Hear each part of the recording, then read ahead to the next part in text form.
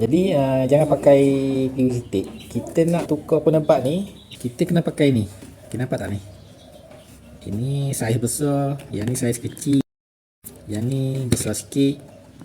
Kita kena pakai ni. Jadi nama benda ni orang panggil heat shrink lah.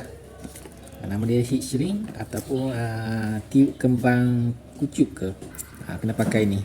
Jadi macam mana kita nak tukar penebat ni daripada penebat lama kepada penebat baru, kita kena buang dululah. Jadi macam mana nak buang ni? Nak senang, kita pakai ni lah. Pakai pisau yang besar ni. Kalau pisau yang kecil ni boleh pakai, cuma takut dia mata ni kan lembut, takut dia berlipat ke kena di tembaga ni, takut putus lah. Jadi kita pakai yang besar lah. Yang besar ni dia punya blade dia keras lagi. Jadi cari yang tajam ni, ataupun kalau tak ada yang tajam, kena buang satu mata ni. Pasal apa kita nak betul-betul tajam.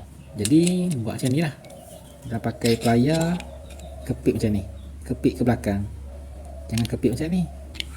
Kepit ke belakang. Macam tu. Nampak tak garisan dia ni? Okay, nampak tak garisan tu? Rapatkan ke sini.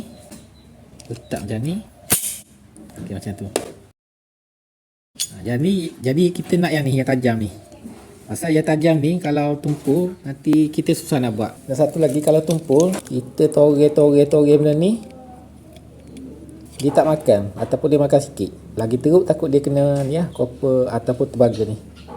Jadi sebab tu kenapa mata pisau ni nak kena betul-betul tajam.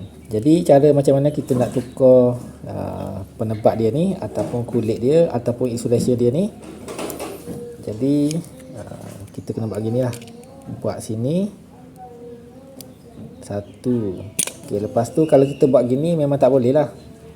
Kita nak kepat tak boleh. Pasal apa? Pasal benda ni dah keras. Nampak tak ni? Tali nak bengkok lah. Dia dah keras. Kita buat sekali macam ni. Kalau boleh kita jangan buat satu tempat lah. Satu tempat yang sama.